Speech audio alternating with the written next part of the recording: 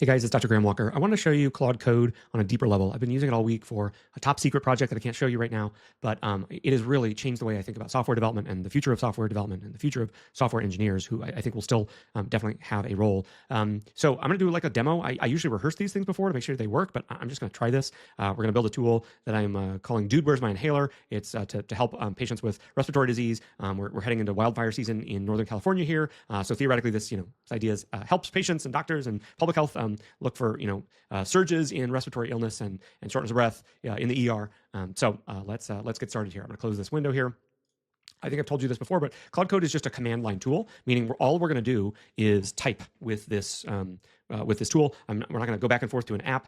This thing is just going to write code on my computer, and then it's going to process it. And I've given it a little bit of instructions here. But you can see the way you start this, you just type Claude after you install this. I can link the installation instructions if you need to.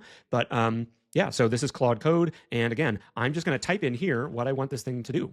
And I'll show you here how it works in a second. Now, Claude allows you to give some instructions to the tool. So it kind of has a framework. It understands the context of what you're building and why. So I've typed this out already. But essentially, I'm kind of telling it what I want to build. Hey, I want to build a proof of concept air quality tool for patients, physicians, public health teams. Here's the technology I want to use. If you don't know this technology yourself, you could absolutely just ask Claude or ask ChatGPT to give you recommendations on what technology to use.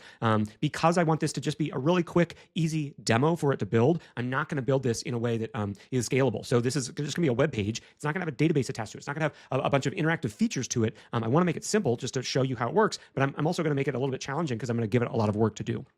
I'm telling it what tools I want to use, what plugins for the browser, stuff like that. And then in terms of user interface, I want it to look really nice. I want it to be pretty, make it clean, make it accessible to people. And yeah, so those are my instructions here. That's the main thing I've asked this thing to do. And yeah, we'll just kind of get started here. The last thing I'll say here is, this is really turning this thing into my brain of like kind of, instead of a proof of concept, a proof of product, that I can take just an idea, and instead of like a concept where I'm like, oh yeah, look, I did one little, I had one feature to this thing that's maybe a whole product. I can make an entire product here just by typing. It's kind of crazy here. So I've given it the general context of what it's going to build. Now here in the chat window, I'm going to type out what I want it to build, and I will fast forward all through all this typing, so you're not like spending all this time watching it code and stuff like that. Okay.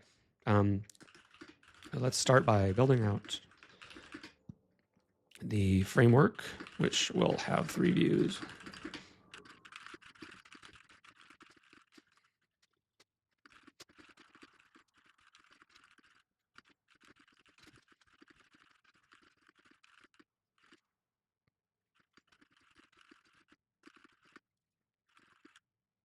Okay, and now it's done, and it's asking me, do I give it permission to make all these changes, to add this stuff to this new web page it's going to make? And I'm going to just click select yes here, that it's allowed to make any edits at once. It allows it to kind of act more automated and kind of go faster as well. I'm trying to get this clock to stay here in the view here. It's easy for people to see here.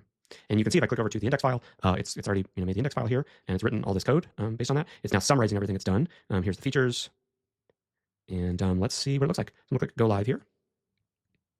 Okay, nice and clean. It's already built the public health and doctor view. Let's type in 90210. Air quality. So this is live, so I think that's real data. We can actually check here. Yeah, this is pulling real data from this open Meteo open weather service here, and I can add that I have moderate, mild. It's even got the categories of asthma correct here. Let's see if I have severe. Let's see if it changes here. Maybe I'll do like 1, 3. Okay, so it's not changing based on severity. It's giving some recommendations here. Okay, so that's a good start. Let's go back and have it do the doctor view now. I'm going to just dictate this out loud with a little app I use called Spokenly, just make it a little bit faster for myself. Okay, so for the doctor view, I want this to help a physician understand how the environmental air quality might be affecting a group of their patients. So first I want this to allow them to maybe show all of their patients with asthma and COPD. And it should also fetch the air quality information and pollen count like we did on the patient page. But it should, flag all those patients that are higher risk. And then maybe it can show a trend over the past 48 hours of what's going on with the air quality. And then it should prioritize the patients based on how bad their asthma is, as maybe this is the top patients that should be contacted or reached out to. So I'm just going to send that, and it's going to start working. I can go ahead and type additional ideas that I want it to do as well. Since you're going to be making a list of patients, why don't you come up with a list of fake patients for me? Let's say 20 patients total. Maybe 10 of them have asthma. 3 of them have COPD. Make them all have varying levels of severity in terms of their asthma and number of hospitalizations, and like what medicines they're on and whatever their peak flow. And then have a couple patients that don't have that at all, so those can be filtered out to show that the filtering is working. And then like make a row and make it like a table that's sortable and filterable as well. And then why don't you use the real air quality metrics to also kind of help predict what medicines the patients might need or which patients should stay indoors for really high air quality levels. Oh, look, it actually made the patient database structure without me. Okay, so it has added that work to its kind of queue here that I added on here, and we'll see. Okay, it's adding all these patients in here, so it made up all that patient data. Pretty cool. And now it's going to add all that to the doctor view functionality, and it's continuing to work. Okay, it says it's done. Try entering a zip code. Okay, that's not exactly how I wanted to work, but let's give it a try here. I think this is real data. This is crazy. Okay, so yeah. Oh, wow. Okay, so here's the patient list here. Filtering by moderate, severe risk, contact them. Wow, this is really impressive. Okay, and it's giving some recommendations here. Med review, population health alert. Okay, so let's try the public health view now. So this would be for a public health, like a city or county worker who is trying to help organize things at the public health level. So this should have a map with multiple markers for different regions. If you can do color coding, like a heat map, and let's say it's for New York City, if that makes it easier, that would be awesome. And then maybe, or maybe it's for New York State, and maybe you can like highlight if there's any regions that have particularly bad air quality, and zip codes that have the worst air quality in New York State, so that you could emphasize to have those particular hospitals be on alert or something like that. So I think that the main thing here is the map view. And make it so that the public health worker can see like a heat map, if possible, of this whole thing. Okay, I don't know if this is gonna work. Again, I have not tested this out. I don't know if it's gonna be able to pull all that heat map data, but we'll see. I mean, this is why it might work. This is why this thing is changing the way I'm thinking about technology. Okay, so it's adding this thing called Leaflet. Leaflet is a mapping tool. It makes it easy to like kind of look at Google Maps or other mapping tools.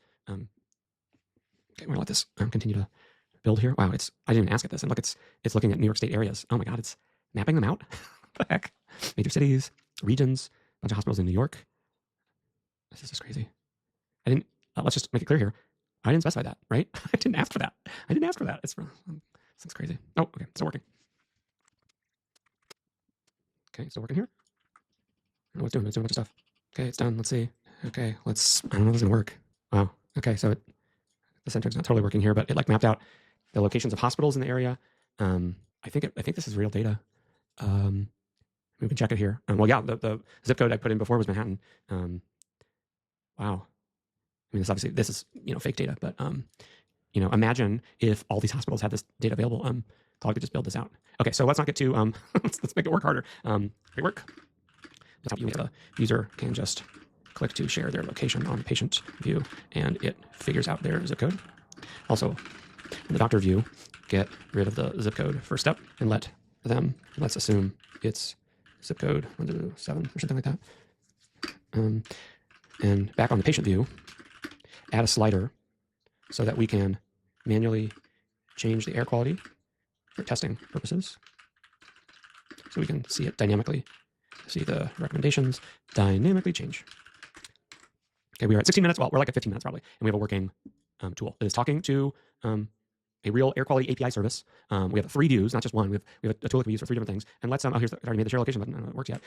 Let's just try, let's add something else. Let's say, let's make this super colorful and more fun and entertaining. The patient view should have the language and stylings for a Gen Z user. Then the doctor view should be for millennials. Add some emojis and come up with a nice font for this project. Do we have a logo? Oh, yeah. Okay, so again, one of the things I've learned from this tool is you want to think about every feature you want first. I have seen the tool it gets a little bit harder once it's built. Once it's built one thing, it gets a little bit harder for it to change and go back, get rid of old stuff, and add new features. So say maybe you wanted 4 views, not 3 views. Well, the fact that you told it up front you wanted 3, it's a little bit more likely to struggle with coming up with that 4th view. Now you can go in here with Claude, and you can do this little pound icon and ask it to, you can change its kind of memory, so to speak. So you could say, hey, correction, this is 4 views. I want this for whatever, an administrator view or a governor's view or a CEO of a hospital view, whatever it is. But it's really important to try to think through what you actually want on the page and what you actually want, how you actually want to work, because especially for more complex projects, it'll build things in a certain way with a certain number of features in mind. If you change your mind, it may have some trouble, maybe getting rid of this one feature because you've added a feature that works in a slightly different way, if that makes sense. Okay, so, okay, made it stop here. Oh my God, you gotta be freaking kidding me. Jesus. I'm dying. Okay, let's try this. See if this here. Okay, so this is the real, this is this browser thing that you get, this pop up all the time. Oh yeah, okay, that is my zip code. Wow, holy crap. Oh, testing mode. Here we go.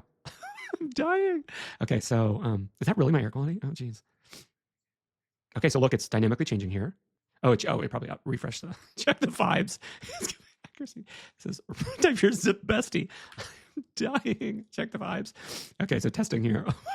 I'm healthy. Okay, so it's changing. I wonder if I change to severe. Oh yeah, look. So if I change this to severe, let's see. So it's like a cutoff of like, wow, this is crazy. Not sure get the T on asthma levels. Okay, let's try millennial. Okay, so let's load this patient dashboard up. Okay, and there's the air quality, peak flow. I mean, I'm kind of blown away, you guys. This is freaking crazy. Okay.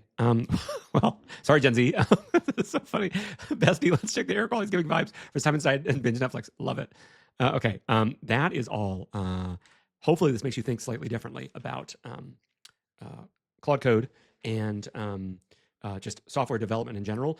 I made a product here in 21 minutes, a working real product. Now, again, this probably won't scale well. I'll probably, this will probably get messed up in terms of the API calls, and it doesn't have a database, and it's fairly simple, but it's done here. But just imagine this tool. This is so funny. Oh my God. Imagine this tool, just this concept of the senior expert who knows all the science perfectly, but doesn't understand coding, can now build the tool of their dreams to help them take care of patients. Okay. Yeah, I'm going to stop there. Really, simply incredible. Okay, this is Graham Walker. I'm going to my night shift soon. Thanks for watching.